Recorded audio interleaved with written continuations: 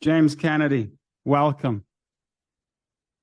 Thanks, Connor. Nice to be here, man. Looking forward to our chat. James Kennedy is an Irish entrepreneur and businessman who founded the American rugby team, Rugby United, New York in 2018. I first met James in college in Ireland over 20 years ago. I find his story both fascinating and inspiring. Today, we're going to talk about a well-traveled path for many Irish hopefuls and dreamers, moving from the Emerald Isle to the United States, landing on the banks of the Hudson with $300 in his pocket, mental health, and turning his passion for rugby into a major American franchise. Thank you, James, and welcome. Hey, Connor. Good to be here, man. Thanks for having me on. Okay, so let's start from the beginning. Growing up, where are you from? Where do you come from? I'm from Tipperary, from a farming community in the parish of Ballinhinch. Yeah, that's where I'm from. It's easy as that. How would you describe your childhood? That's an interesting question. I was talking to someone about this the other day. I could say, in the context of raising kids in America right now, I could say I had a bucolic childhood, countryside, freedom, fresh air, spring water, health, wellness.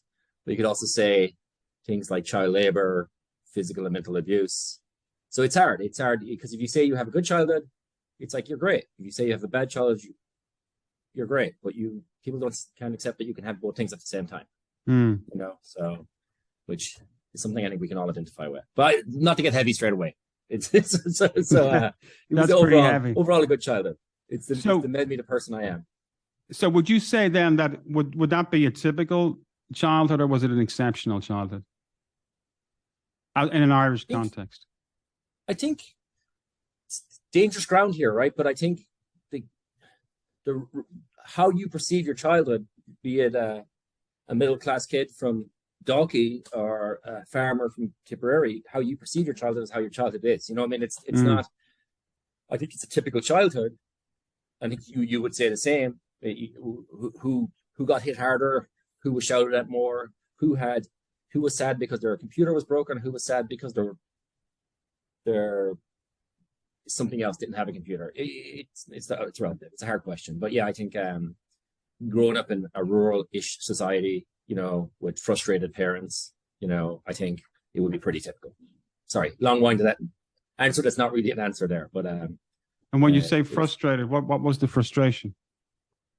I think like in my dad specifically, looking back, I see, and my siblings and my many cousins and siblings will probably disagree with this, but so it's an opinion. Is that I don't think my dad was particularly happy being a farmer. I don't think he had much of a choice, and I think he found both extreme boredom and frustration, and probably anger at that life. So I think we are fairly lucky in our lives that we can choose. I mean, maybe he could too. Maybe he could have chosen. I mean, but I looking back, I think I saw someone that just wasn't happy. Not all the time. A very gregarious and happy man a lot of the time. So it's not paint with a broad brush, but yeah. And I'd say that would be pretty typical, Connor. I think that generation before us, they grew up in the 60s, the 50s and 60s. They had access to media. They saw a bigger world they couldn't reach. Yeah, perhaps. Did he ever express any ambitions to you? No, what he would have we done? weren't close. No, we weren't close, Connor. I mean, I have 6 siblings, and 7 of us. He would have been closer to maybe my brother Brendan, and that's no comment on. It's neither here nor there. So we wouldn't have had the kind of relationship where we would have shot the shit and that kind of stuff. I think that's the kind of relationship you build as you get older. And being in America by choice, and possibly by choice on the whole, it's not a relationship I had with my dad. I think, I'd be interested to hear your take on your relationship with your father. And that, as you get older and you raise a family yourself, you get to understand a bit more, not justify. I'm not saying justify, but understand a bit more. So, how do you feel about that? It's similar in that there's always a distance there, right? We grew up in the 80s in Ireland, right? There was no money, right? Yeah. There was very little ambition. Most people knew how their lives were going to be lived and how they were going to end. And unless, of course, you jumped on a boat or a plane and left Ireland for London or for the United States. But that would have been a huge, huge life-changing decision back in the 80s, right? So there was no coming back. Plane tickets were $500 to $1,000. So once you make that move, you're gone. Today, with technology and airplanes and everything else, it's much more easy to do. But I certainly think that relationships with Irish males in particular in the 60s, in the 70s, in the 80s were difficult. There was no such thing as emotional intelligence, right? No. There was silence, and there was a connection there as well. You know, I have a feeling that all our relationships with our fathers were very similar, and it was very, very difficult to build really meaningful relationships. What was your relationship like with your mother? It was good. My mom's a good woman, hard worker. Yeah, I mean, they were both hard workers. I don't know why that's important, but it was good. You know, Irish mums are, they kind of live in their own, how do you say this? They're also a different breed, you know what I mean? And I think, you know, Albanian mums, Italian mums, American mums, I guess I don't want to say a different, maybe it's a generational thing as well, not necessarily a nationalistic thing, but like, that generation, you know, remember it spans from the 50s to the noughts.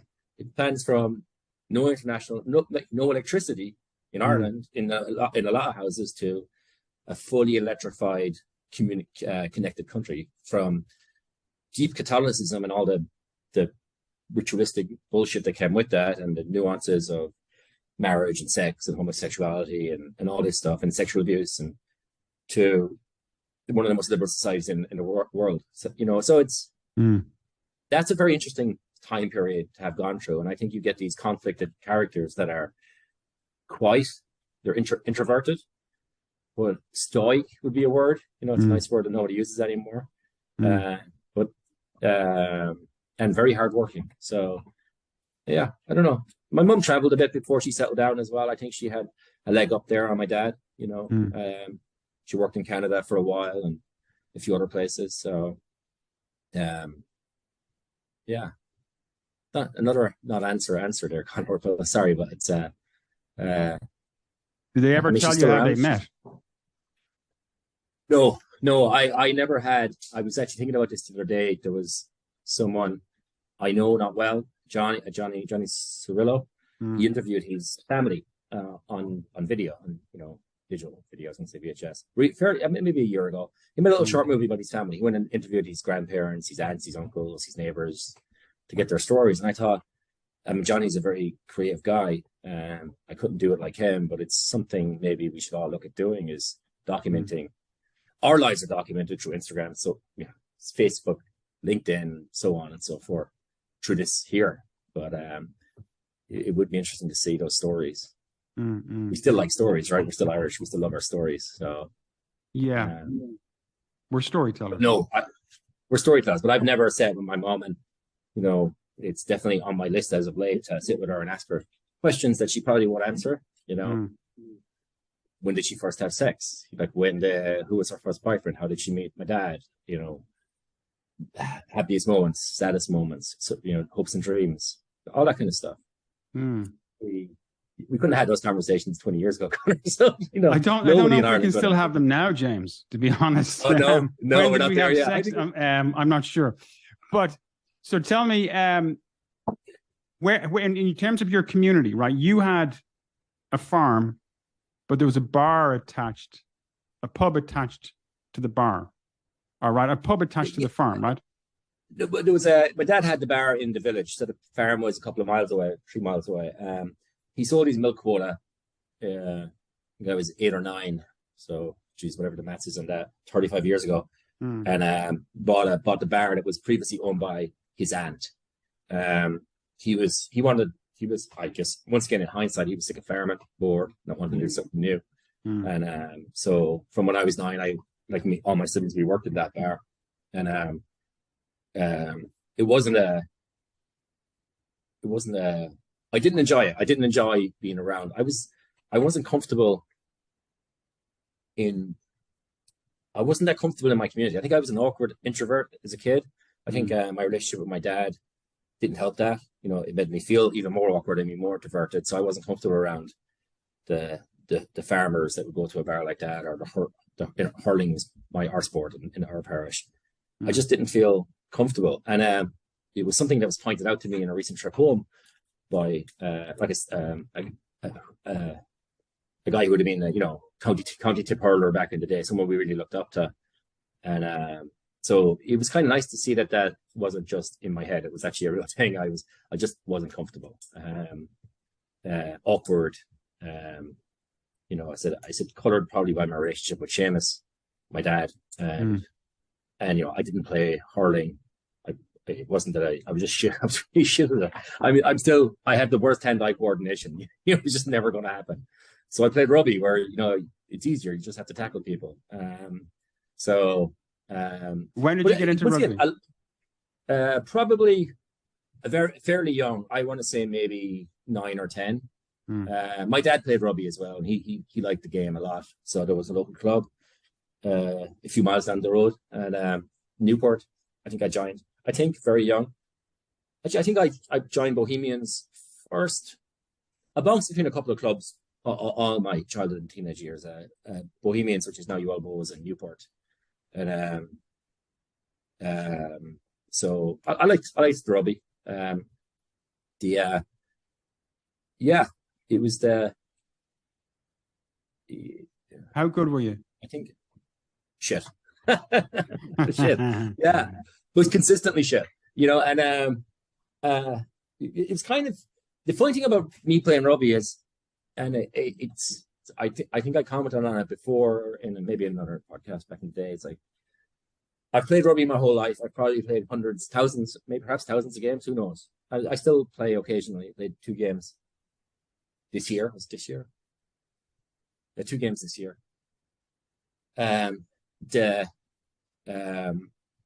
No one ever taught me how to pass a ball or how to kick. Right? It was just kind of, I don't know where I just missed those practices. And I don't know. No one ever sat down and explained the nuances of position. And I never particularly enjoyed watching sport. I still don't really enjoy watching that much sport. I like listening to sport. Don't watch it too much. But isn't kicking and passing kind of the fundamentals? Yeah, I learned it a little later in life, but I didn't learn it then. And listen, I liked rugby. Rugby is like farm work. You can work really hard and you can be good and solid. And I liked working hard. So, but it was easy. I think maybe better. I think it was a solid journeyman, and I very happy in that role. Still very happy in that role. It's just,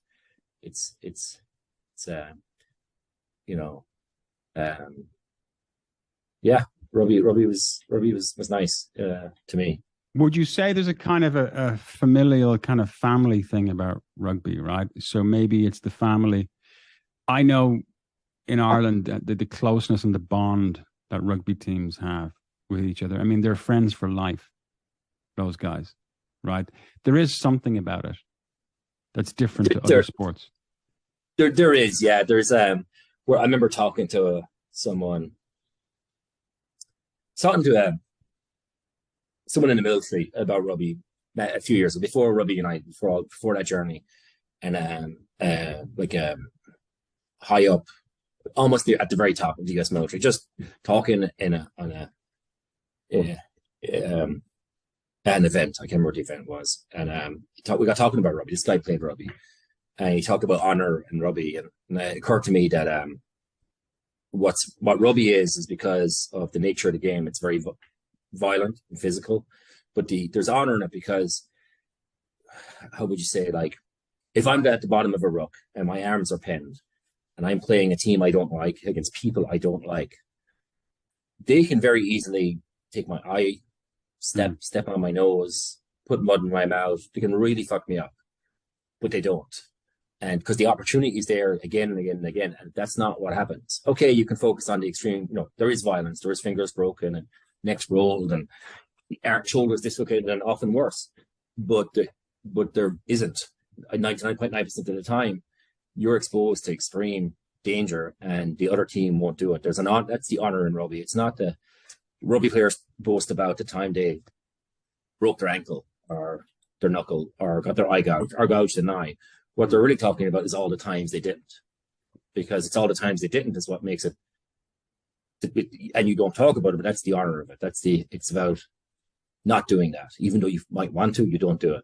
So I think that's where that brotherhood comes in, and a team versus team thing. And then within your own team, it is a band of brothers because of the violence and the exposure you physically get to harm.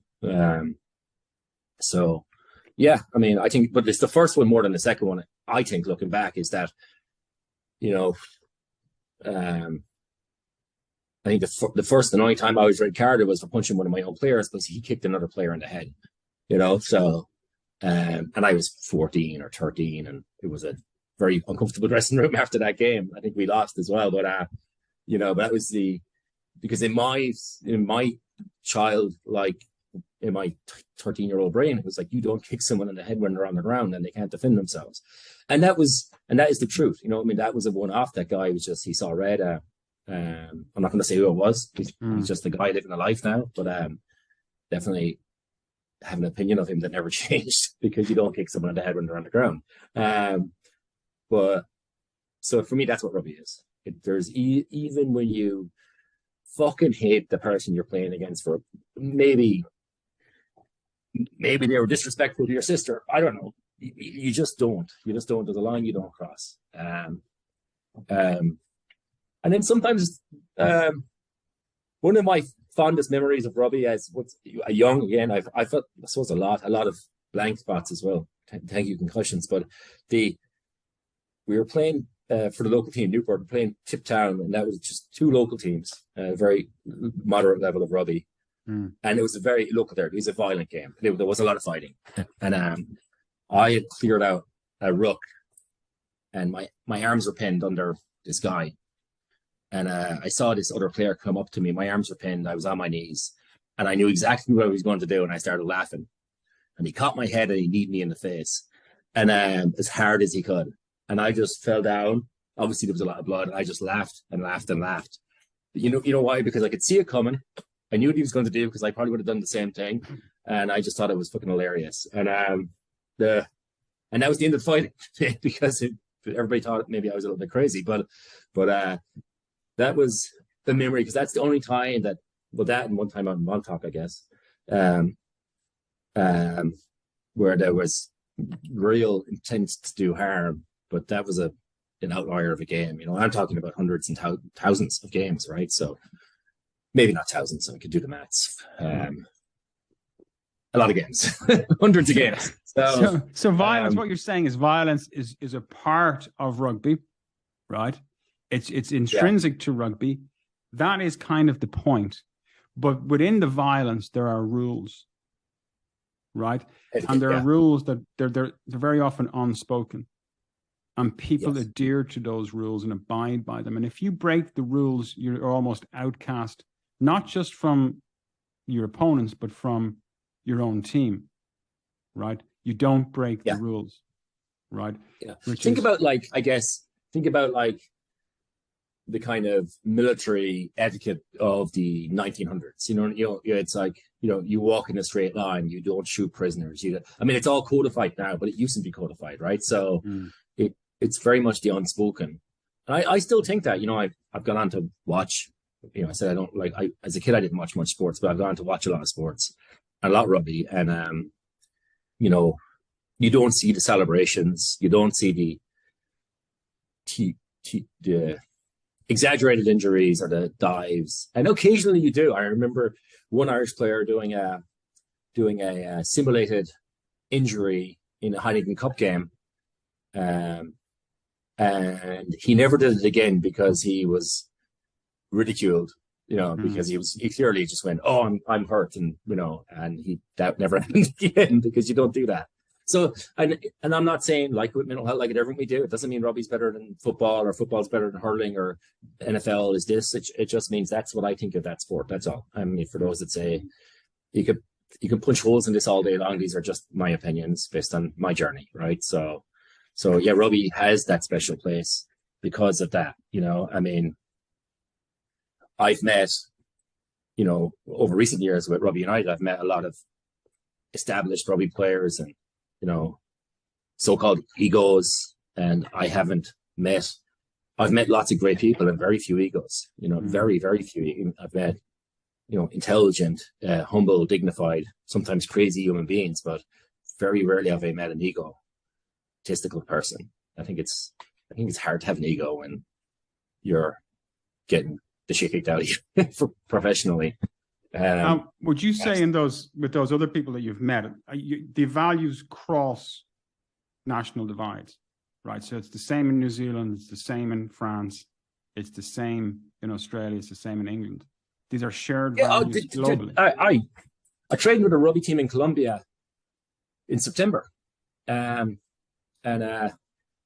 you know, I didn't speak English, and I'm sorry, I speak English. I don't speak Spanish. I speak very poor English, and it was in Santa Marta in Northern Colombia. I reached out to him because I was there for a hiking trip, and I trained with him, and we went back to a player's house after, and we had a few drinks, and the values are the same. You know, being a working class Northern Colombia, or D4, or you know, my Ross. You know, the values are the same. And that's good to see, and I'm sure you see it in soccer/football as well. It's just, you go to places like that. I trained with a rugby team in Berlin a couple of years ago. My German time was, I don't speak German, but I can get by. And same thing, you know. I had a few drinks with the team after, all Germans, you know, great guys. Yeah, I could have swapped that team out for the team in Colombia, easy peasy, you know. So yeah. It's definitely transcends national boundaries. How do you, then you went to college when you were 17, 18 years of age, you went to Waterford, right? But you stopped playing rugby, did you try play for the college team? No, I went to one practice. I went to Munchins, which is a boarding school in Limerick, which is a very rugby school. So I played an awful lot of rugby, and like an awful lot, you know, you played club team, you played school team, so you played 2 games a week, you trained 4 days a week. When I was done with Munchins, I was done with rugby. It wasn't fun, you know. It was just, and I went down to that training session at Waterford my first week there, and there was a bunch of guys that took it very seriously, and I'd been in a school for 5 years that took it very seriously, and you know, and it's like, nah, I'm good, I'm gonna enjoy, you know. It's not that you can't enjoy yourself and play rugby. Of course you can. I didn't want to do it anymore. I didn't want to play rugby. I also went to an all boys boarding school for 5 years. I wanted to not just be in an all boys situation. I wanted to be in an all girls situation. So so I stepped away from rugby, and if I skipped college for a while, I was in New York for a couple of years, you know, working construction, drinking too much, making some friends. And one day, a guy in a job site told me, "Hey, you should go train with their local rugby team up in the Bronx." And I was like, "Oh, there's rugby in America." I didn't know. And went to a practice for a club called Lansdowne, a great local club in the Bronx/Yonkers now. And I loved it because it was fun, and it was shit, and it was social, and it was cigarettes on the field, you know, like literally walking from ruck to ruck, lighting a cigarette kind of rugby. And that's when I fell back in love with it, because then it wasn't, you know, 2 training sessions a day, or, you know, whatever. It was literally smoking cigarettes on the field and having a laugh and getting in a fight and going for beers after, you know. So, so I kind of, that was a new rugby for me, and I fucking loved it. So, and we often we play with that first season, we regularly play with 13 players, we didn't have 15, you know, or, you know, getting fights with each other, getting fights with the other team, but it was a lot of fun. So I stopped, it's whatever time, 17, 18, when you go to college, and I picked it back up maybe 23. And I played fairly consistently. We a year off every now and then for injuries or children, but like as I said, I played in the spring. I didn't play in the fall, and not out of anything. I just didn't have the time. I mean, when I said at the time, I wanted to spend time with my kids. I'm not going to, your priorities change, right? As you get older, as you know. So, yeah. So tell me, I want to get to the Rugby United New York piece, right? But before that, you arrived in America at 21 years of age? You made a decision to leave Ireland. Yeah. Tell me about that decision and but Conor, that's not I didn't make a decision to leave Ireland. I made a decision to go to America for the summer. This is not Into the West or anything like that. This is like a kid in college. A mutual friend of ours, Fergal Clark, came out here the summer before. He had family here. He still has family here. And he had said when he came back to college, I think you were out in America the summer before as well. So you were also coming back saying you were in San Francisco. I was like, oh, it's great. It's fucking amazing. And Fergie was like, it's amazing. Come on out. So I borrowed money from the credit union, and got the visa. Listen, I have a girl in the other room here that's out on a student visa from Ireland.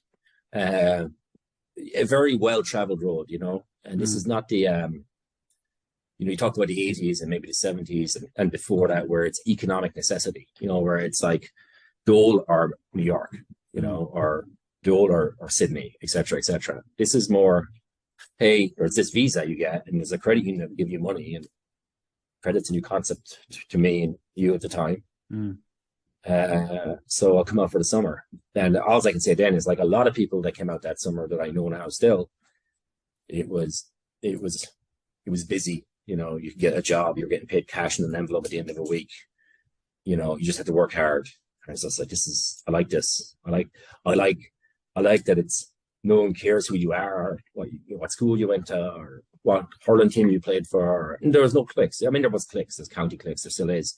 But really they didn't give a shit, so you could just be yourself. Whatever yourself is. Yourself could be go to mass every day kind of guy. You could be a drink pints guy. Whatever you are, you can be. And away from a continuation of the craziness of college in some respects, because now you had money, and you went very hungry in college, but also a little bit of the community that you maybe felt a chance to almost like a rebranding, like you've got this new parish it's like a parish from Ireland, just surrounded by Irish people, but they're all from different parts of Ireland. So it's not that you don't fit in or you do fit in, because nobody fits in, and there was a comfort in that. And then there's I'm jumping around here, but the work thing, it was very apparent very quickly. There was no limits to how good you could be in America, because there's no ceiling. There literally is no ceiling here. It's an amazing country for that. And what do you mean by that, James? Well, I mean, I you said that you're here. I'm here because of a rugby team, but like there's guys I know that built 100, 200, 300, $500 million companies that didn't go to college, so it's you can be, it sounds so cliche, but you can be whatever the fuck you want to be, if it's I'm not saying you could be successful. You could be an actor, and as you know how hard that is, and I appreciate how hard that is as well. Or you can open a construction company and you can do really well, and then you can fail. You can open several bars and be great, and then COVID hits. I mean, you can do all these things, and there's typical pathways for the Irish of our generation. This is before I'm talking about people that came out here not to use their college degree, but their college degree got them here, but they came out to work in hospitality or construction or so on. And it doesn't mean you're going to win all the time, but the door is always open, and America, the America that I know, there's no shame in failure. And that's something, once again, I know I'm jumping around, but it's something that was apparent immediately, but it takes you a long time to learn it, to really believe it. Like, I felt shame. I felt a shame in failure or success in Ireland. And this may be all in my head. I mean, I was neither a failure or a success because I was young. But in America, if you fail, and I failed my first company failed badly, and Robbie actually got me out of it in a very roundabout way. And a bad injury gave me the excuse not to finish a project that I'd already fucked up. And the lady whose store I was supposed to build, she came to see me in hospital, and she was super nice. And she was like, "Oh my God," I was like, "I'm really sorry, blah blah. I failed you." She said, "No, this is amazing. You're going to learn so much from this. Here's your money." And I'm like, "I do what? I don't want the money. I did a terrible job. Your store's not open." And her perspective was, okay, she's like, "I got money. I'll find someone else. Don't worry about it. You're in hospital, but also you're going to learn so much from failure." Like, big smiley face. Maybe she was just like, "Yes, this injury's got this fucker away from me." But the genuinely, there is a thing about failure. I feel that is, like, to jump to the Rugby United, and I think a lot of guys and girls. Before we go there, right? Here's the point. It seems to be there's less of a cost to failure in the United States, or even it's like a badge of honor. Like, if you fail in Ireland, bankruptcy is forever. It's not just for 3 years. You are in serious trouble. If you fail in Europe, there's a social cost. But it's as if you fail in the United States, you have people bringing you, chocolates to your hospital bed. In some respects, like the biggest key to success is accepting failure. That sounds so cliche, and I'm sure I pulled that off a book somewhere. It's definitely not original words, but it's 100% true. You go into this knowing that you're going to lose everything, but you're going to do everything you can to win everything, and you're okay with both results. That frees you up to an unimaginable degree, and accepting failure, with kids are involved, or a partner, or maybe a mortgage to pay. It sounds so easy for me to say accept failure, but if you have all these things where failure means you won't pay your mortgage, that your kids, you will struggle to buy them the clothes going to school, or all those different things. So it's easy for me to say that, but you really have to accept failure to be successful, in my opinion. And that, I learned that that's what I meant to say. I knew it, but to really absorb it, to really suck it in, it took all those years, all those years. And, it's liberating, and not in a way that, like, it's not to say you're okay with failure. That's a completely different conversation, 100% different conversation. This is up here and in here. If I fail, I can still hold my head up. I can still look people in the eye. I can still shake hands. There's no shame. There's no, etc. There's no cloud over you. There's no flag following you around saying you're a fucking failure. There is, I fucking tried. Yeah, what is it? Better to do and die than to never do it all. Never do it all. Yeah. Yeah. Well, wasn't it Churchill that said, failure is success is about stumbling from one failure to another without losing enthusiasm. Right. So that's a good one. It's about you keep going, and you repeat and you repeat and repeat, and you don't get downhearted, and then bang, you hit it. You knock it out of the park, as the Americans say, and then that's what it's about. So you had a bunch of failures at the start. So you go to the United States, right? You land in the United States. But how much money did you have in your pocket when you went to the United States? I know exactly how much I had, because I thought I had loads of money. I had $300. I thought that was loads of money. And Connor, this is before the internet, and we're sounding really old. It's not that long ago. It's like 1999, for fuck's sake. You don't think about that kind of, like, I didn't think I was going to America for a long term. I didn't even read a book on New York. I got on the plane, got off the plane. Why New York? Why? What? Why New York? Like, there's 50 states. Why did you choose?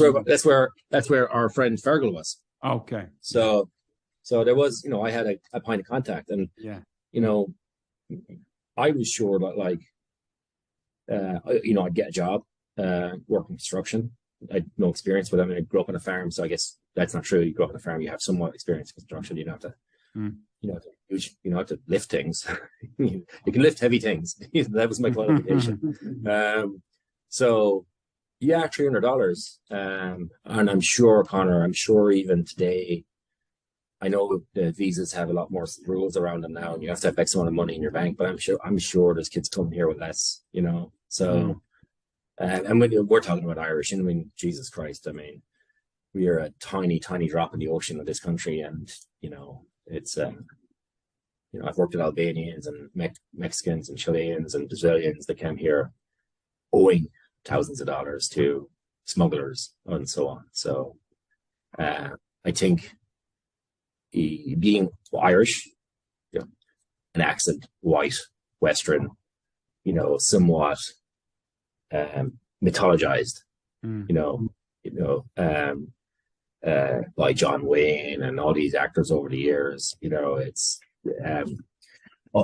you got such a leg up. You got such a there's more opportunity for me coming to New York, knowing no one, growing up in the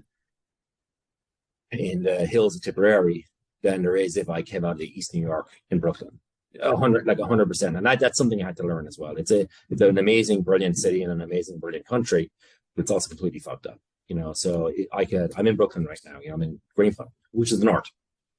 I go all the way down south and east, which is Brownsville, where Mike Tyson's from, and places like that. And those kids down there, they have no opportunities. They couldn't come into New York. If they hopped the subway, hopped the fare, got in for free, they had no opportunity. If they got $10,000 and walked into New York City, they'd have no opportunity. I mean, it's not the same. Sorry, once again, not giving you all the positives here, but context is important. It's a big city, but being Irish, having the Irish community, where you just literally have to walk into a bar and say, do you have a job? And they'll say, I don't have a job, but Jimmy's aunts, brothers, cousins, uncles, nephews, dogs, friends, dad has a job painting. He'll pick you up tomorrow. It's literally, that's how fucking easy it was. And still somewhat is, there's still that thing, you get where you play it forwards, like a stranger gave me my first job. It was a sprinkler system. It's like fire suppression. Worked for 18 hours straight, went on to beer after, missed work the next day, I got fired, My next job was painting. This guy Fergal gave me a job. Didn't know him, he gave me a job. Went to paint Richard Gere's house. Didn't know how to paint. Used too much sandpaper. Didn't meet the Dalai Lama, but got fired. This guy Pete. Did you meet Richard Gere? I did meet Richard Gere. A fucking nice man too. Really, really nice man. Him and the Dalai Lama are there at the same time, and a very nice guy. Are you serious? Yeah, very, very nice guys. We'd use his pool at lunchtime. He had his lemonade brought out for us, towels. That was a hot summer. It was a very hot summer, 110 degrees, so 45 degrees almost every day. So, yeah, very, very nice guy. And I've worked for, I'm the hired help, right? Which is fine. And I'm 100% okay with that. But I've been the hired help for a lot of known people. And most of them are fucking assholes. So when you meet someone that's genuinely really fucking nice and the cameras aren't there and no one's writing nothing in the papers, it's actually unusual, It's actually an outlier. So, yeah. Do you think America has made positive steps in terms of racial equality, inclusivity? Do you see, in terms of Yonkers, in terms of, what you touched on? It has and it hasn't. I tell you what. I was in upstate New York yesterday. 140 miles north of New York City. And it's in Albany. Albany is the Albany area's got 1 million people. It's it's not, the area itself is not that much smaller than Dublin, I guess, or half the size of Dublin. So it's not on the boondocks. I get an Uber from the train station to the job site I was going to, and I'm talking to the Uber driver, and he's talking about. We get talking about the news, and he said something about New York City and drugs and violence. And I was like, I lived in New York for 20-something years, and I've lived in Brooklyn for most of it, and it's as safe as any place. I don't knock my door, blah, blah, blah. And I just talked about how the news gives you a perception of things that's very dramatic. And new news is there to sell. It's news. It's easy to sell hate. And he says to me, he said, yeah, I had an African-American woman in my car the other day, and she did not talk like what I thought an African-American would talk like. I said, what do you mean? He said, well, on Fox News, they said this, this, and this, and this woman was, she spoke better English than me. And I was like, this was so fucked up. You know what I mean? This is like, his racism is so bad that he's surprised that, God, and that's where it is. It's just, it's so sensationalized, there was a kid kid on the rugby team, the New York Rugby United New York, Connor, who is a black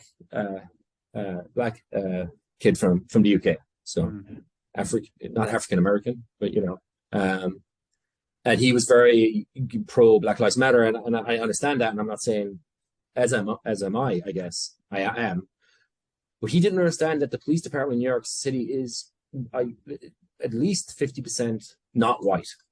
So I brought him to an event in his neighborhood in Brooklyn where it was Trey Belk, a rugby player from Queens. He was about 6'5", African American, one of the nice guys you'd ever meet.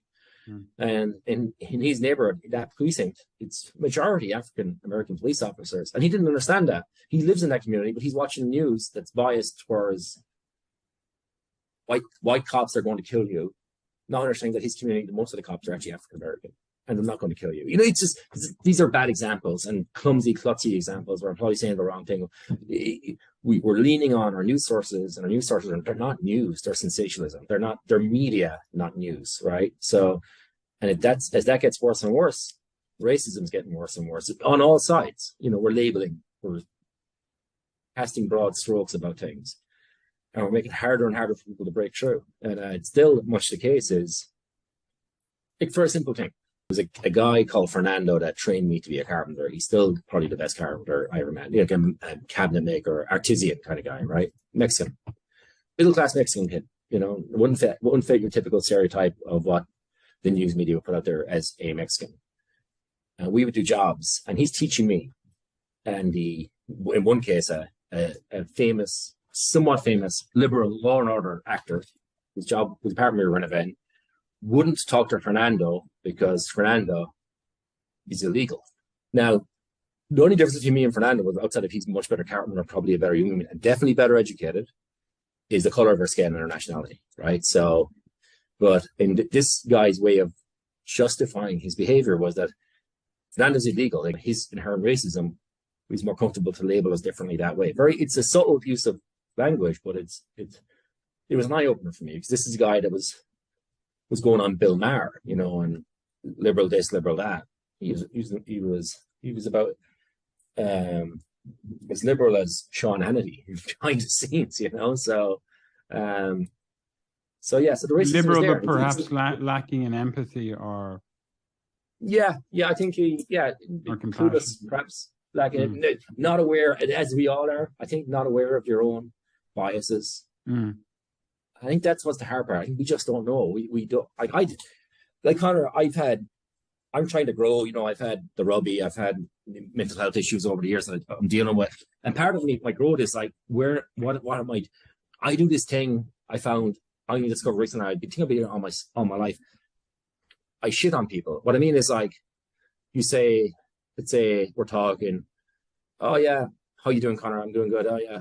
And you say something about, say, Mick McGovern's. And I often, I don't even know I do it. I'd say something derogatory about me. I did not make him, if he's listening to Mick, I'm sure you're lovely. I'm just thinking of a mutual guy, right? And I would say something negative. And apparently, I asked around, apparently I do that a lot. And there's no need for it. There's no upside. There's no, there's zero upside on me saying something negative about someone that I don't even know. And there's, not saying that it's just not, it's uncalled for, it's unnecessary. It's like this Tourette's thing.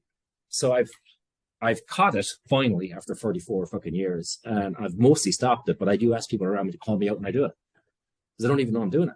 I'm being a dick. Where being a dick is completely uncalled for.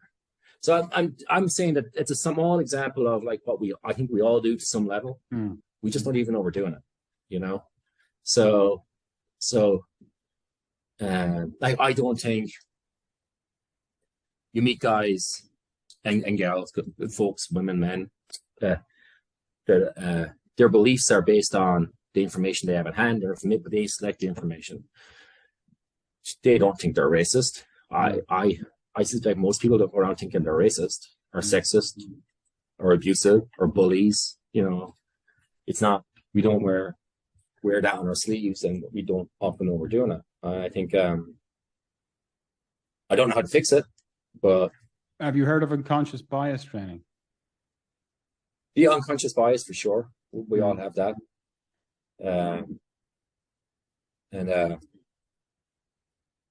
Yeah, I don't know how to fix it. I think, and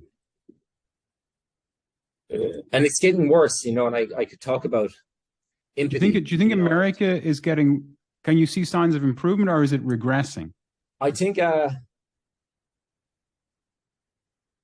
it's not that simple. I think America is, that's like saying, making a blanket statement about the EU, because the EU, the same population basically these days, right? So you could say, yeah, it's good here but not good there. I think it's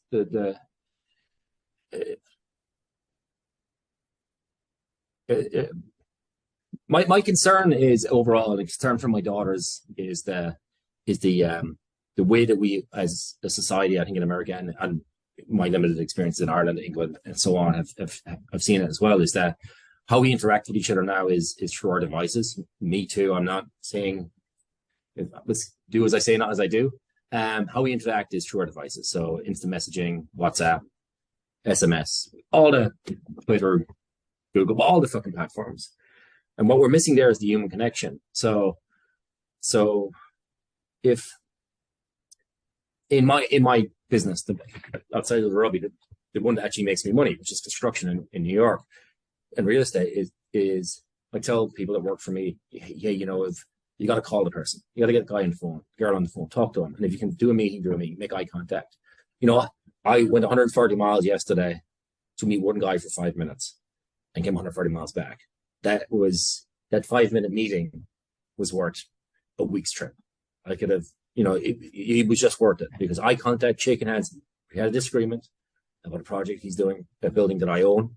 And it's the kind of disagreement that could go kaboom or just go away based on eye contact and a little bit of empathy and a shaking hands and building the trust. I could easily have just gone keyboard warrior on that and emailed, angry, made loads of threats, all this stuff, and he could have done the same, because then it escalates. That's what happens when you take away the human contact, right? So I think that we are taking away human contact at every level, and I think that's the bigger concern for me, because if I'm not talking to that guy, Dan in this case, looking at that, I'm not saying it wasn't a pleasant conversation. We both had disagreements. The disagreements didn't go away, but we had to look each other in the eye and see human beings rather than a line of text. And that does change it, that's the empathy, the emotion. It's important. And well, there's no context in text, and there's no context over machines. I mean, even when we're talking now, we're being extra polite because we're trying to give each other space. If we were sitting beside each other, we'd probably be talking over each other and so on and so forth. Like, there's a different way it's a different way of communicating. But you were wise enough to know that the only way to solve and de-escalate was to drive the 140 miles, right? So obviously this argument was developing over phones in technology. And you realized, okay, to solve this, it's face-to-face. I'll drive the 140 miles. You say you're worried about your daughters not having that connection, not understanding the connection. Yeah, I mean, it's slipping. And, I understand also that we all kind of turn into our parents and, like, in my day, it was better. But I think I know our parents probably said this as well. I think we are at a tipping point. I think we are at a point where it's like people hide behind those platforms and lose the ability. And I say this, I think this is very important as an Irish person. For Irish people, we're supposed to be, or I thought we are, storytellers. We talk a lot. We do sometimes occasionally listen, but we talk a lot. And that's part of who we are. And now I see it. I see kids losing that ability. I'll say when I was a kid, I wasn't a good talker. I was very shy and awkward. And once again, going back to upbringing and my dad and the community and stuff like that. But that's who we are. And once we take that away and we start hiding behind our devices and, just literally talking to people and hearing their stories, I think we're fucked as a society, because that's how you build it. In my opinion, that's how you build empathy. You build empathy by empathizing, right? By hearing their story. You told me the story about the Vikings.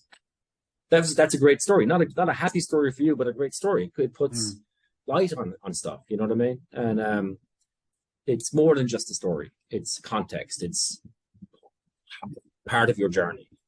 And part of a journey could be your dog just died, or part of your journey could be you're having a tough time in your marriage, or part of your journey could be Whatever it is, whatever got you to that point at that place at that day, that's your journey. And you can't get that across in the fucking email, you know, or an Instagram post. And you start losing empathy, you start losing that human connection. You know, that's a dark road. In my opinion, that's a dark road. So a dark and lonely road.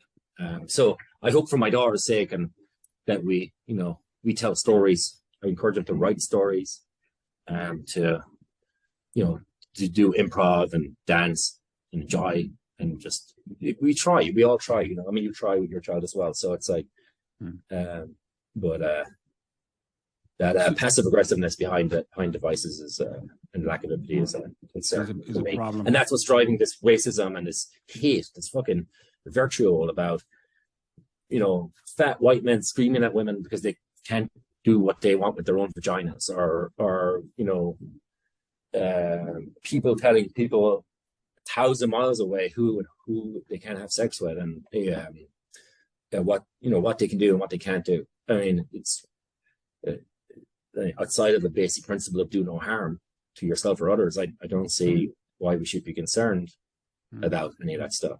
Like, where does all this hate and vitriol come from? So is it being fueled by technology? That's what I wondered. Perhaps the platforms are adding the methodology that we're communicating with is actually exacerbated, because what you have with a Facebook or an Instagram or a technology, instant messenger, is you have the cloak of anonymity potentially, right? So you can lash out and behave in a different way online anonymously, or at least there's a barrier. So 30 years ago, if you wanted to insult somebody, you would probably have to stand in front of them and face the threat of physical violence, right? But now you can insult somebody from 5,000 miles away across a platform, and you know they're going to be wounded, equally as wounded. So the physical thing isn't there anymore. So what I wanted to ask you about, right, so getting back, you've got $300 in your pocket, you're in New York, and you start on your construction journey, right? Yeah. How did you find your first few jobs, right? How did you settle on a particular career path? I think it took me a while to find Fergie, because we didn't have cell phones and he wasn't in the apartment. He said he was there. So you arrived in New York. You were supposed to meet Fergal, a mutual friend of ours, at an apartment. You had $300 in your pocket. You arrive at the apartment, he's not there. No, 2 other guys are there, and they let me stay. The Irish guys, so on the Upper East Side, and then they sent me up to, or I think Fergal, they found him. He came down and got me the next day. I think it's a bit hazy, so a lot of drinking done back in those days. But so he ended up in a flat in Yonkers, which is just above the Bronx, with Fergal and a couple other guys, Blair and Tommy, and they had just moved in. That's why I missed him. They had no furniture. It's a big flat, 3-bedroom. So me and this girl Kira stayed there. We found an old sofa on the street. We dragged it into the apartment. We slept on the sofa together for a while, and then one of those guys got me a job at a sprinkler company. I said that we worked 18 hours straight, and I came back and we went out, and then I missed the lift the next morning, you know, which was only 3 hours later. So and then I got a job at a painter. Had that for a week. Richard Gere's house. I got a job at it. What? Did you do Richard Gere's house during that week? Yeah. I mean, the guys were there for a while after that, probably fixing my shit. But and then I got a job with this guy Pete, and Pete was a carpet, a small construction company. He was just him. We renovated apartments in the city, and I worked with him. And he was a good teacher, and he was a good guy. And I'm sure he still is a good guy. I'm sure he still is a good teacher. And Pete is still amongst us. And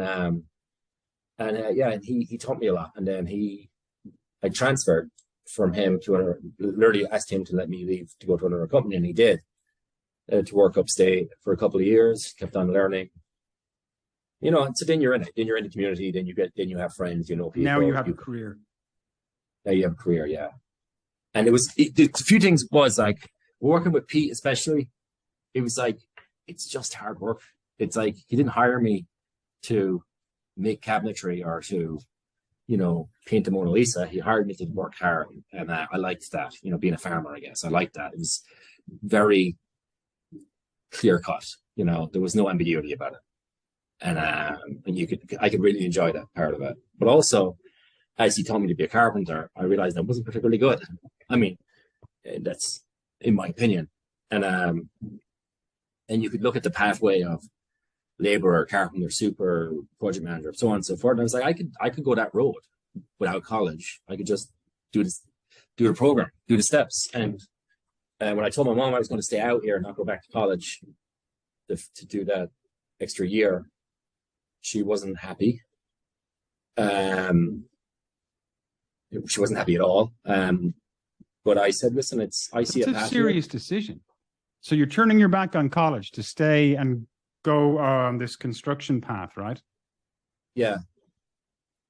It didn't feel like a serious. I don't think it. When you're young, you don't think of things like that. You think of like, hey, college was. So we were in college together. We weren't doing the same courses. We were in college together. That's how we know each other. And college was a lot of fun. And I wouldn't change it. I have a piece of paper somewhere that says I've got a certificate in something, and it was a part of my life, and I don't regret it. And, I may well go back to college at some point, but I think my pathway, my mentality, my lack of attention, my inability to pay attention, lack of focus in a classroom environment, I think I was better suited to this journey. And I think that's a mistake that happens, a mistake that's forced upon us. It's like everybody go to college. That's what we do now. We all want to be middle class. Everybody go to college. That's too, in all the technology and all the advances we've made, we still treat people like they are pegs that we have to put in holes, instead of being like, hey, you're a machine, a very complex, intricate machine. Maybe we should find out where this machine will better work. We wouldn't take a machine that assembles cars and put it in a milking parlor to milk cows. It would do a very bad job of milking cows. And then we'd be like, that machine's a failure. Let's destroy all those machines. It's, we are the best and the worst resource around, right? We're adaptable, we're malleable, we learn on the job, we're bipedal and all this kind of stuff, but we don't treat it like that. We're not going to treat ourselves like that. And anyway, I can go on about education for 5 hours. So, I will not. Let's go back. So you're rising up through the ranks. So you're doing it for you're doing carpentry for 2 years, and then you get promoted. Yeah, no, you move around, you get promoted. I like to say I failed up a lot. Like, I was an okay carpenter, but I was better suited as a job running carpenters because they were better than me and I could do the organizing. And then you move up, you move over, you kind of follow the work a little bit. And then then I became a project manager, not for a large construction, for a small millworking company, architectural woodwork. And I enjoyed that. And then when that went away at the recession, I went to medical construction. Sorry, James, that's a serious jump, managing a project. Right, managing like a construction project. No, I mean, those are just millwork projects. It's like you're putting a pantry. Okay, pantry and their break room or something like that. You're putting in some lockers and the kitchen cabinets. You know what I mean? Then you go to medical constructions, where I became a real like a general project manager. And this is a pathway thousands take here. It's not this is not a outlying, and it's a good pathway. It's a pathway that people should legally do all the time. I mean, it's a great way to learn on the job, and you can pick your level. You can say, hey, I've gone up to here. I'm not comfortable here, running a $5 million job or a $50 million job or a $5,000 job. I'm not comfortable here. I want to be back here where I'm not running the job, where I'm assisting the person running the job. You don't have to go to 4 years of college to then go and do that and then realize I don't like it. You can literally learn on the fly. I send the guys that I have now, and it's a small company, a very good company, of course, I would say that, to do Excel courses, to do organizational courses, to learn software. You can do all of that at night and then practice it during the day. So, and once again, not blanket statements, just I think that you can find your level. And so you get to run on jobs for healthcare with a guy from Mead, with a big company, still has a big company, a very good company to work for. And then I set up my own company, which once again, it's very common. So how long were you working for other people before you set up your own company? How many years? 13 years. So you felt comfortable that you had the financial space, if you like. You had the liquid to be able to go out on your own. Well, it wasn't actually about the money. It was more about it's the next step. The next step for me is I've learned as much as I can. As much as I want to learn, not as much as I can. As much as I want to learn, I want to be my own boss. Like it was always, what's the next step? I'm a laborer. I want to be I want to be a carpenter. I'm a carpenter. I want to be a supervisor. So on. So next step. It was always next step for me.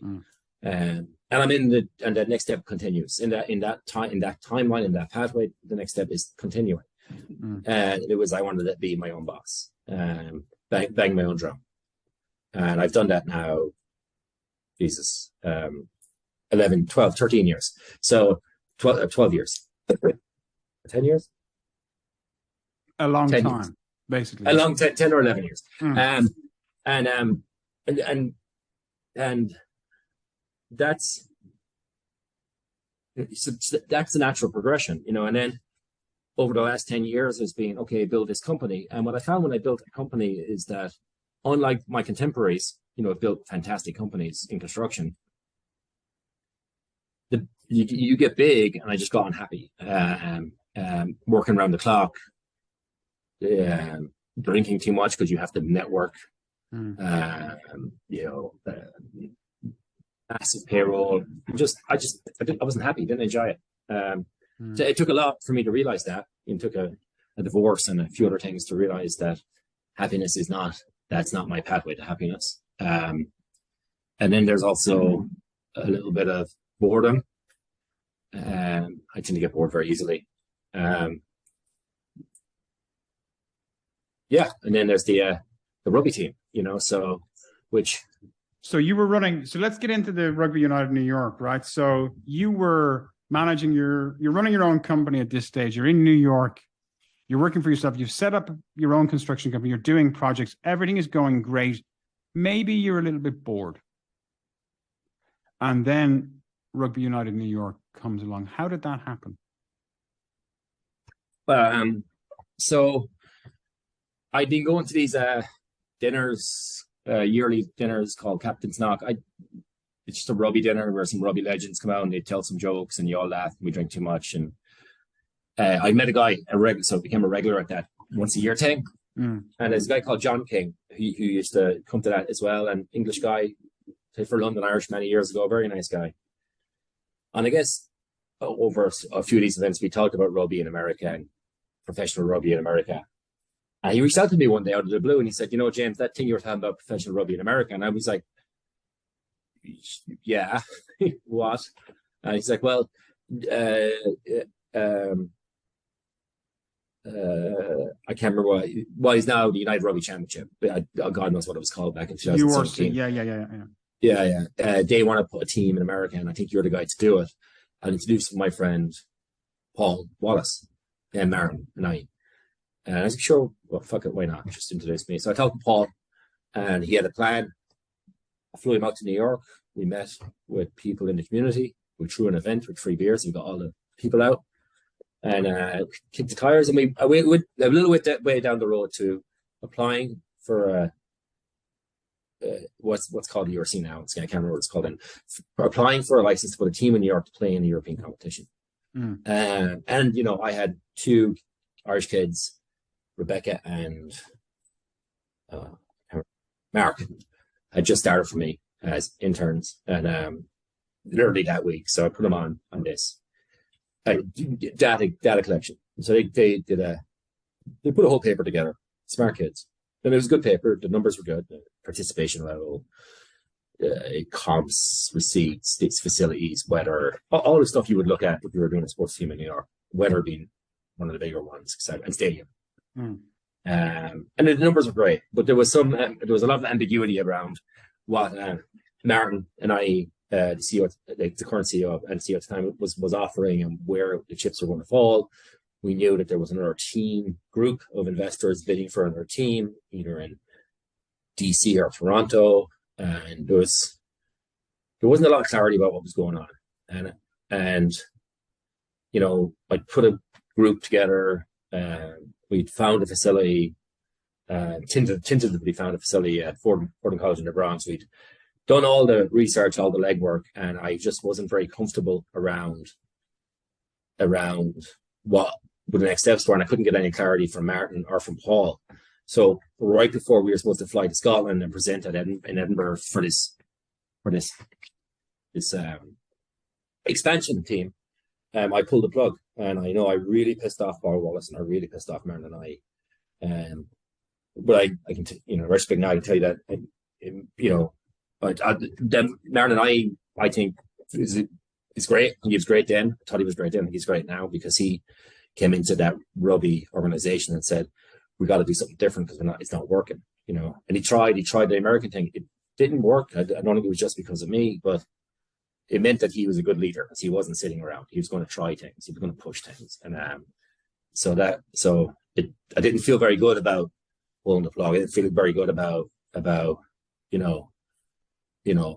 know Paul definitely had, you envision a life. You envision it's like, oh, we're going to do this team in New York and I'm going to be involved at the C level or something like that. And I'm sure it was all laid out that way, but it was the wrong call. And it was the wrong idea for them to do that. And I decided not to finance it.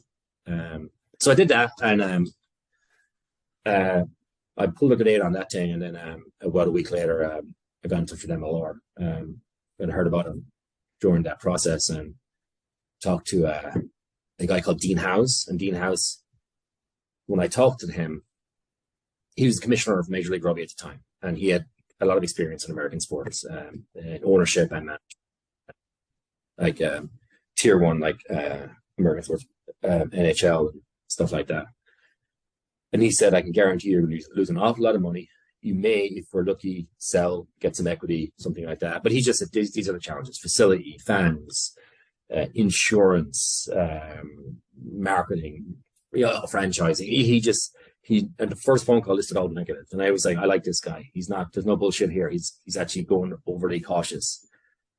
Because it wasn't like it's a pot of gold and you're going to be so rich. It was the opposite. And I was like, I like this guy a lot. And him and his deputy commissioner flew out to New York and met with me. And we'd already done most of the research. So we knew where we stood in New York. And we negotiated for 6 months, maybe longer, to get into that league. And there was nuances around. So there was no New York team at this stage. There's no East Coast team. No East Coast team. It's all West Coast. So that was the big thing. There was one of the major concerns was there was no East Coast team. So I thought from talking, and I talked to everybody I could get a hold of, and I got some great advice and from lots of different people, and lots of different sports. You needed East Coast rivalries. So I reached out to the rugby network that I was building very quickly at that point, and we had a meeting in New York with people from Toronto, people from Boston, Columbus, Ohio, New York, and Chicago. Now, I should say the people in Boston, because there was a funeral that same day. It was obviously unexpected. So the people from Boston didn't actually make it down, but Chicago, Toronto, New York, and Columbus, Ohio were there. And the meeting was in the conference room in Columbus Circle. And the meeting was, hey, hi, James Kennedy, I'm thinking about doing this thing. Well, I won't do it without you guys. Who will do it with me? Or this is our market share, 150 million people. Do we do our own thing? Because then we have competing leagues, and that could be really good for media. Or do we just go back to Martin and I and say, we're really sorry that was into your league? Or do we do nothing? So we are all, our individual groups were strangers to each other. So it was interesting. It was an interesting dynamic because you're reaching out to cities and finding people and inviting them to your city and saying, hey, I don't know you, but what do you think about this? And the Toronto guy, Mark Winokur, who now is part owner and runs the Toronto MLR team, he said, yes, let's do it. Let's go to MLR. And we shook hands on it. Chicago said, yeah, we'll try. And Columbus said they will do our best as well, and the rest of them said they did their best. But Toronto was like, I can't handshake, we'll do it. So once Toronto got their bid together, and we didn't co-apply because we were laying at slightly different times, but we both went to the MLR and said, listen, we'll go in. And we did. We both joined and we played. Toronto wasn't our first game. It was our first, actually, coincidentally, it was our first home game when we did actually. But we played an exhibition, we call it an exhibition season. We wanted to test the water on jerseys and branding and ticket sales and sponsorship. And unfortunately, that Boston group didn't quite make it to the table. The Chicago group fell away as well. The investors didn't get on. And Columbus, Ohio, they got to the table with an application. It's like Tom Rooney, but it never quite followed through. So that was it. We played an exhibition game against the Boston team. We sold out Gaelic Park in the Bronx. It was a great night, great weather. We won 50 to zip. So it's like this thing might work. But But it did work. It's a lot of work. It did. Yeah, it did. The team's still there, and it's got great owners now, and it's good. But I think they won the champion. I know they won the championship last year. So, and they're adding. There's a Chicago team being added this season. So this season, which would be in February. So this next season, which is next year. So they're growing. And so you put this project together, right? It's 2018 and you start. Within a year, you're signing Ben Foden and Matthew Bastrop. Or maybe 2 years. How does that happen? Well, Ford's reached out. I mean, this is, earlier in this conversation where I'm ridiculing and bashing social media, and now I'm going to say, well, thanks to social media, everybody's contactable. I am to you, you are to me. So Ford's reached out through, I think initially through Alex Corbacero, who I'd reached out to because he's a personality out here. He's a British and Irish line. He's young, and he was doing TV stuff over here for rugby. So I reached out to him on social media. He'd gotten back to me. His grandparents live in Queens. I was living in Queens at the time. He came around, we had a burger, we shot the shit, said, well, let's work together. Really, really nice guy. And then Folds reached out to him because they both played together at Northampton. And they played for England together. So Folds reached out to him. He flipped Folds on to me. Ben flew out and first time he flew out. I think the first time he came out on his own. I think he stayed with me. I think, yeah, I'm pretty sure he came out on his own. Yeah, he did. I know. So I said, I think I said, Corbs will show you around. He'll show you the venue. He'll show you where we're going to train. He'll show you everything. The joke was we didn't have anything. So Corbs took him to a field in the Bronx and showed him nothing. So this is what we got. We got nothing. So if you want to play for us, we'll train outside in the middle of the winter. We won't have showers. We haven't selected coaches yet. It'll likely be these coaches. It's a slightly different caliber. And great guys. I'm not saying they're great guys. Just it doesn't. They won't have the support that you're used to seeing. But he played for Northampton. That's right. He was playing in England for a number of years. Yeah. So the interesting about Foles, and it's actually the same about Bastrop, which is to quote one of our players when he did sign and started playing for the team. I asked someone, what's your most surprising thing about Foles or Ben Foles? He said, the most surprising thing is he's not a fucking cunt. We all expected a cunt. He's a really nice guy, humble, quiet, mentor, great mentor, and still is. I'll see him. He lives in a neighborhood, so I'll see him tomorrow night. But so that was like a very nice guy, humble guy, So. And he was old enough to be there for a bit of the start of professionalism, or at least the tail end of it. He said, and whether it's true or not, he said he trained in a public park with Northampton, with pigeon shit and geese and grannies walking by for the first 2 years of his professional career. So it wasn't completely shocking to him. Whereas the kids coming out of the sport academies now, they're like, oh my god, like where's my, whatever, where's my car kind of thing. So no, Fulton's a great guy, really, and he was into it, and he came out again with his wife, then wife, and he wanted to come to New York. He was all in, and he wasn't upsold. I didn't say anything.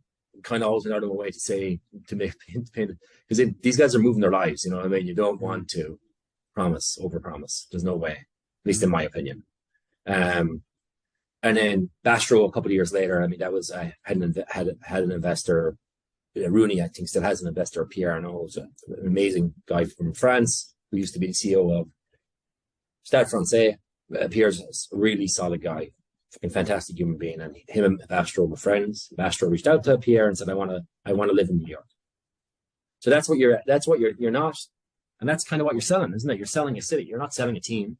Mm. Bastro wanted to live in New York City. He wanted to live in Manhattan in the tall buildings. So even with Bastro, there wasn't much to sell. It was basically, let's get him a visa, and he turned out not like it wasn't money, with either of these guys, it wasn't money. I mean, I have an inkling for what Bastro was making before the year before. I don't know, but I won't speak out of school, but he was making really, really good money. And I do know what we paid him. We did not pay him good money. So there was no salary cap violations. Not that it matters to me anymore, but, yeah, they just want in New York. You're selling New York. It's the same as like, why would you do a sports team in New York? It's like, what an amazing brand, what an amazing fucking brand, the NYC, So you already got a leg up in most places, I think, in my opinion, a very biased opinion, but you have a leg up. I mean, Yankees sell hats all over the world. They sell hats to people that don't even know what the Yankees are, So. So how do you feel about it? Do you feel like, I mean, you're the guy that started Rugby United New York. Now it's flying. They won this year. I think they won 2022. They won the championship, didn't they, in the MLR? Yeah. Did you sell the club? How did you transition out of the club? Well, I sold a piece to it's got Pierre Arnaud very early. 20%, great guy, gave me good money, and that went to operations. It's a big expense, with not much revenue. So then I sold another piece after a couple of years to a group out of New Zealand. Pierre sold 10% of his, and I sold.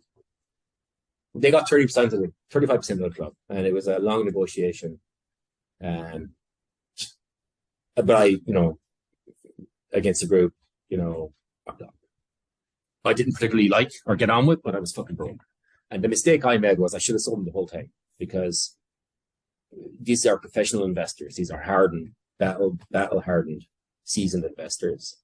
And I'm just a jackass in New York. So the mistake I made was not just, I was told in an ambiguous way, as you talk to people who built companies and sold them, is the exit is really important. Fuck up the exit, it'll hurt. It'll hurt you mentally, emotionally. Yeah. It'll stay with you. I fucked the exit up. I didn't think about it. I didn't. It wasn't for lack of mentorship. I have a lot of good people to give me a lot of good advice, which is amazing. You have to listen to us. Yeah, but as you said yourself, America is a place where you make mistakes and you learn from them, and you keep going again and again and again. But the question is, how many exits are you going to do? So basically, the lesson learned was you made a mistake in the exit, right? I made a mistake in the exit. Yeah, I can say whatever you want to say about the investors that came in. They are deep-pocketed investors, and they are sending money from New Zealand into Rugby in New York every week. So that's fucking amazing. I mean, that's they may or may not let me say this, but they secured my legacy. So. And that it was a messy divorce. We did not get on. There was brinkmanship and squabbles over who's paying for what, and all the silly stuff that I now realize is very, very common.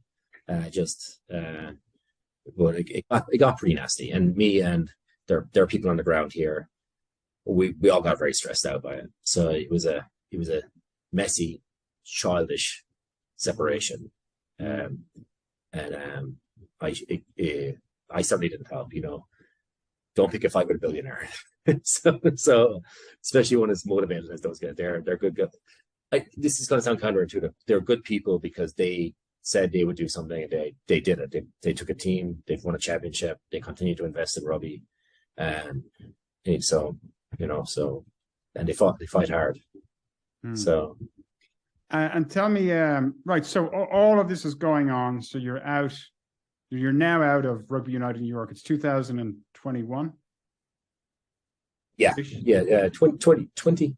Yeah, I think it was, we signed at sale in 21, like January 1st, but it was 2020 really. The middle of 2020 is when we kind of started the separation agreement. Did the whole experience have an effect on your mental health? It did, Connor. Yeah, it definitely did. I tell you, I'm bipolar. I'm a lot of things. I'm bipolar is one of them, and depending on which one of my doctors you talk to, they say I also have PTSD from childhood, I guess, for whatever that's worth. But so I can tend to. Now I'm not using medical terms as a way to hide or anything like that, but I think that in a lot of ways, and I have to step away from the rugby to get back to the rugby, so it's not looked at. So it's looked at in context. In a lot of ways, New York is great for someone like me because I can tend to be manic. I tend to enjoy chaos, or I don't enjoy it. I find comfort in chaos, so because I think I had somewhat of a chaotic childhood. So that's my weirdly happy place, is to be overwhelmed and stressed out and working around the clock. So New York suited me very much. It's also very destructive for the same reasons.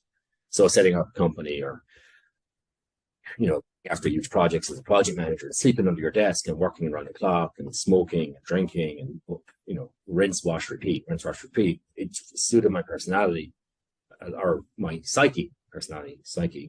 So when you get to the rugby, then it's a psyche that's I looked at the rugby as a startup, so, and that's a thing that I think people that I brought on board didn't understand, that we have to work hard, but really hard. We don't have a marketing department. We don't have a sponsorship and sales department. We are all the departments. We work hard. And, so that led to some misfires on employees because you don't know if some people even now see, oh, sports guys got loads of money, I'm just going to cruise. It's not the case. And I think, that's a cultural thing, because they look at tech companies and be like, oh my God, like that's a new company and they're now worth $8 billion. Those days seem to be gone now. So maybe everybody will learn from that. But so my approach was very startup, very like work hard. And that suited my personality. It suited me working around the clock, chancing it, getting people on the phone, getting meetings, pushing for sponsorship, for bravado, that kind of stuff.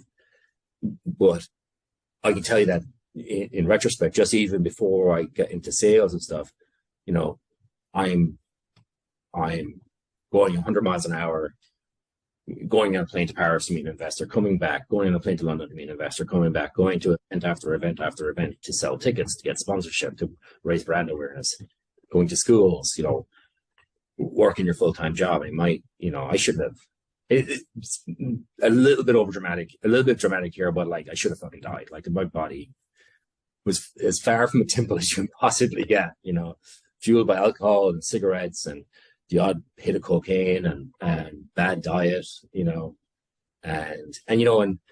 it's and you're bipolar and my relationship was going to shit, and that relationship, that was all on me, because I was going to shit up here and all here, mentally and physically falling apart from strain and lifestyle. And then you get to, and then you're trying to wrap up your divorce, and which is fine retrospectively, but it's also stressful. Divorce can be very stressful. And then you get to that and you're like, ugh, it's a lot. You're spending a lot of money, and you can't. When did you go to the doctor to get a diagnosis? Oh, I was diagnosed in 2017. Because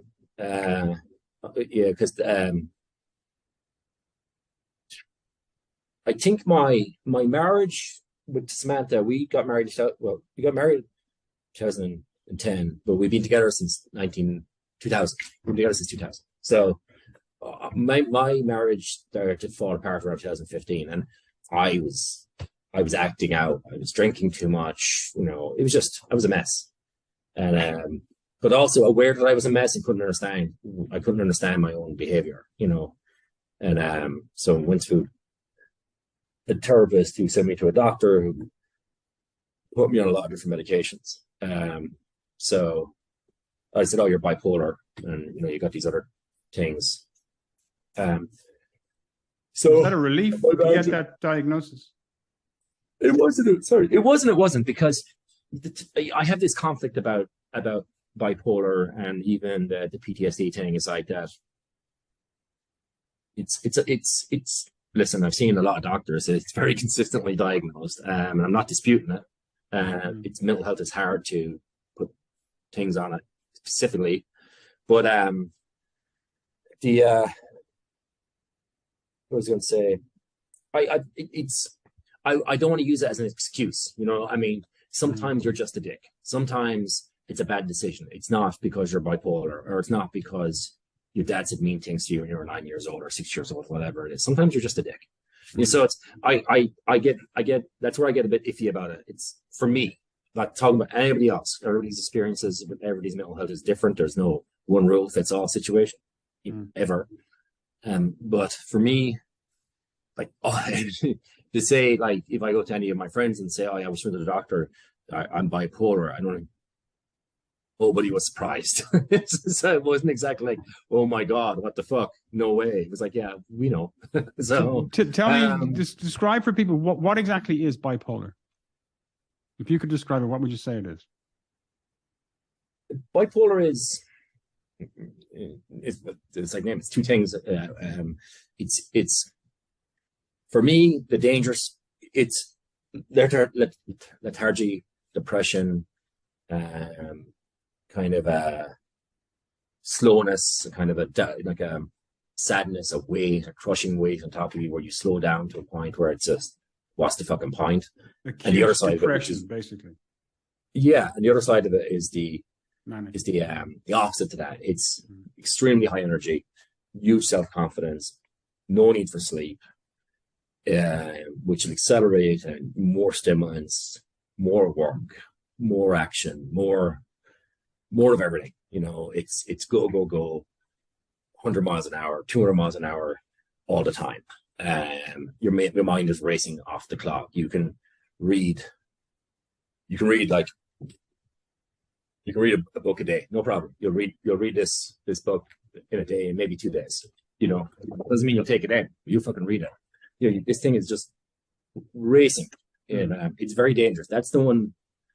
And once again, for me, that was the one that was very dangerous, because the more you go, the more you want to go. The drug is speed. The drug is not drugs. The drug is that speed, the kind of superhuman feeling of speed, and it's a weird kind of confidence. It's adrenaline, right? It's adrenaline, yeah. And it's very dangerous. It's extremely dangerous. I can testify to that, because you lose your grip on reality very quickly. You lose. It's almost like a God complex. You feel untouchable. You feel, yeah, you know. And it's when you make incredibly dumb financial decisions, like buying a rugby team, for example. Although I was very well medicated during that process, mostly. Sexual decisions around. So an increased fidelity, elevated sexual desire type of sexual thing. desire. Yeah, you know, with no appreciation of risk, you know, like of danger factors, like you know, wear a fucking condom, you know, or drug use, or alcoholism, or overwork. You know, you can go for 2, 3, 4 days without sleep, no problem. You're bug-eyed. You're going to look like, you don't know this, but you'll talk to you after. You'll look like you just did a kilo of speed, you know, because you're jumping, you know. But you think you're doing good stuff. You think you're doing great work, and you think you're saving the world. Yeah, you're saving the world. So that's dangerous. And then obviously the escalation between the two itself can be very dangerous. So, and it all obviously fucks with your head. It fucks with your mind and your heart and your soul, and start questioning yourself. You look at actions, is that me? Is that someone else? So it becomes this kind of monster, the monster's there. The monster's always hungry. You can't seem to get rid of it. You can never, it's never satisfied. So I got diagnosed, and I started taking lithium, which is a classic medication for bipolar. And it worked. It worked to the effect that it slowed me way down, made me very lethargic, very hungry all the time. And my libido just disappeared. So, and my memory went to shit. I couldn't, I love reading, and I couldn't read because if I read a book, if I was to read a book, I couldn't remember what was on the page before. So I just, you couldn't read because you'd read a page, you turn the page, and you have to go back. I can't remember what I just read. So I stayed on lithium for a while. And then so it gave you kind of a brain fog.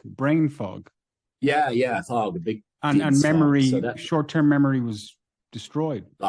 Gone. But everybody reacts to medication in their own way. So we tried Serotonin. I can't remember the names. We tried a bunch of different things, and over the years, I'm seeing my psychiatrist. I don't see her often. It's mostly medication control now. So I'm seeing her on Friday. So I've been on lamotrigine for 3, maybe 4 years, varying levels. I'm on 200 milligrams right now, which is a little bit higher than I was on last year. But yeah, and then I can tell you that the Rugby, running around like a lunatic, raising money, selling tickets, going to events. I think it doesn't matter how much lamotrigine or lithium you take, it's gonna start affecting you, and it did. And shit got into my head. I was dating a wonderful girl at the time, really wonderful girl, and I was taught my dick wasn't working. Now, in hindsight, I was a full-blown alcoholic. I was drinking because there was events to go to, there was players to me, and everything was around alcohol. And I also know that was a choice. You could easily have met all those people over coffee. Who was deciding to go to the bar? That kind of thing. Like when you watch a movie, and you're like, okay, who's the guy? Who's the bad guy here? And anyway, so I got into my head that my dick wasn't working because of the medication, so I stopped taking the medication. And this is the Rugby's up. It's up and running. We're doing games. I'm, having staffing issues. We're getting it done. But that relationship fell apart, and I couldn't put my finger on it. And yeah, I have no remorse of it. I don't want to be back with that particular girl for no other reason than that journey was over. But I have a lot of remorse for how I acted, because I was in full on manic mode, like Super Mario mode there for the last 4 months or 5 months of that relationship. And then I went into a very dark place for a while whilst the Rugby was going, and kind of lost my way a little bit, so I went all the way to the top. And it's people make you think that something happens in your life, like you're sad because, you're happy because. That's not how mental health works. It doesn't work that way at all. I mean, most people are starting to realize that now. It's like, it's just the way it goes, So I got into a very dark place, and Samantha, my ex-wife, and her parents were good to me because they could see it more, I guess, than because they had a little bit of separation. My own family probably couldn't see it because they're kind of too close to the trees. And one of the Rooney players said it to me. God, I can't remember. He reached out to me and said, listen, worst effect, we know something's going on with you. You're not the same person you were a few months ago. Whatever it is, we got your back. We're here for you. I literally cried. No, I didn't cry, but I almost cried, because I remember the last time I cried specifically, because that's someone asked me that recently. But I almost cried, and it met a guy's name was Trevor. It made a big impact. It's funny, like a word. No, I'm not saying I would have gone to him. I have a very practical brain. I am bipolar. I can't get life insurance. I'm going to stay above ground until my kids are looked after. So, but it still made a huge difference, a huge difference. And I went to see him earlier this year in New Jersey. He's retired now. And I said, thank you, because that was the right words at the right time, So anyway, so the Rugby and mental health, let's call it a startup, building a startup in mental health, because I know they're tough. you know. I think it's If I and the stress financially. yeah, You know, you're hemorrhaging cash at an extraordinary level. You know, you're hemorrhaging the amount of cash that you'd think you'd never have in a lifetime. You know, so yeah. And if I could, if somebody could wave a magic wand and remove bipolar from James Kennedy, right, or take it away forever, would you have it taken away? Oh, that's a really good question, Connor. Geez, that's a good question. Fuck me.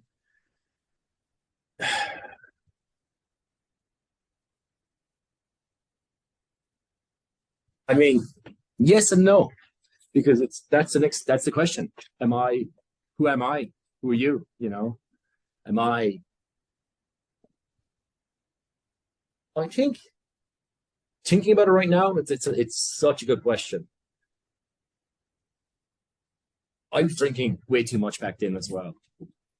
If I stop drinking, and I have stopped drinking, I've stopped drinking for periods of time. I am again in the new year. Am I still the same person? I am, and it may take a few weeks, but I am the same person in a bar with or without drink. It just takes a couple of weeks to get used to the new city. So I would say, why would it not be the same with bipolar? You know, I wonder. You know, as I said, like that time got into my head, the medication was fucking with my dick. It was the excessive abuse of alcohol that was fucking with my dick, and then your head gets into it, blah blah blah, and that So I think my gut response to that was no, I wouldn't give up bipolar because I think I'd be giving up myself. And then my second thought is yes, I would give it up because I'm still in there, you know. So I'd be a lot wealthier. So bipolar, or maybe not. Maybe the mania wouldn't. You know, I don't know. It's maybe the mania. Like I don't know. I don't know how, from your experience, but those intense episodes of working round the clock on concentrating on a specific subject for an extended period of time and becoming obsessive about something. Perhaps, I don't know. I asked the question as well. Would it change James Kennedy? Who knows? Would you give it up? And you don't know the answer. I mean, you do. Like you miss it, say the superpower part of it is the ability to absorb information. When you're really bad, you genuinely feel like you can do anything. You know, if you said to me, you know, hey James, let's write a book. Like, yeah, sure, I'll do it tomorrow. And I'll write a book tomorrow. It'll be gibberish, absolute gibberish. But I'll tell you it's fucking amazing, and you'll uncomfortably smile and lose my number. But you know, so there's the superpower part of it, but it's a fake superpower, you know, because you think you're doing all this. You know, as I said, read a book a day. How much are you retaining? You're retaining almost nothing. You know, I could, you know, pick a book from behind me and say, yeah, I've read them all. I can tell you, if you ask me questions on them, you'll know when I read them. You'll know what my mental state was when I read them. Because if I can't just give you the cliff notes, and I don't doubt that I read them, but in what mental state, you know? So it's an interesting thing. What does the future hold for James Kennedy? The future is I met with my accountants today. Actually, that's where they were asking me questions about different things. I talked a lot about carbon credits in the past few years and different things that I would be interested in, and I meet them like once every 6 months, and they were asking me questions. They're like, no, guys, I'm staying in my lane. I'm focusing on real estate.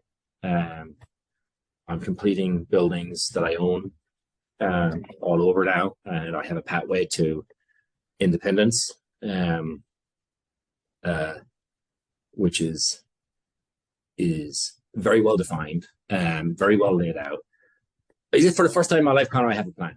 I've never had a plan before. Like I have a plan with an end goal. It's got dollars and time tied into that. And it's fantastically boring. Which is a concern for me, a major concern for me, because of that. Earlier in this conversation, I said about chaos, and I have other examples of it. This COVID relationship was extraordinarily toxic. Not commenting on the individual, but it was, and I think part of me anybody that knew about that relationship was like, why the fuck are you staying in this? This is insane. And that was, yeah, it's fucking nuts. But part of me, that's my happy place, is a chaos, uncertainty, you know, that, you know, so through the boredom of COVID, I had an extremely contagious, you know, I was having panic attacks, anxiety, you know, I went to hospital with a panic attack. Me, you know, it's almost like that was a very interesting recent time in my life. Now I'm seeing a fantastic human being, work steady. I have a small staff, so not much overhead to worry about. We're opening buildings and people are paying rent. That's a dangerous place. No, you're in a good place, healthy. right? But it's a good place. Place is not a good place for me, you know. So Yeah. my accountants are very nervous. They're like, don't do anything fucking stupid. Just go for long hikes or, you know, take up yoga. Will you? So the future holds sticking to my plan, which is real estate. I'm not good at many things, but I'm good at this stuff. And sticking to my plan. I have a number to get to. I'll get there in a few years, and then I'm looking at options. I'm looking at options right now. The idea of maybe becoming a therapist would be nice, or maybe something. I don't know. Maybe you can teach me how to write, and I can actually write a book. Maybe you can write a book for me. So Maybe we can write a book together. James Kennedy, thank you very much. It's been wonderful talking to you. Thanks, Connor. It's been fun, man. Sorry about the waffling on and on. No, it was amazing. Thank you.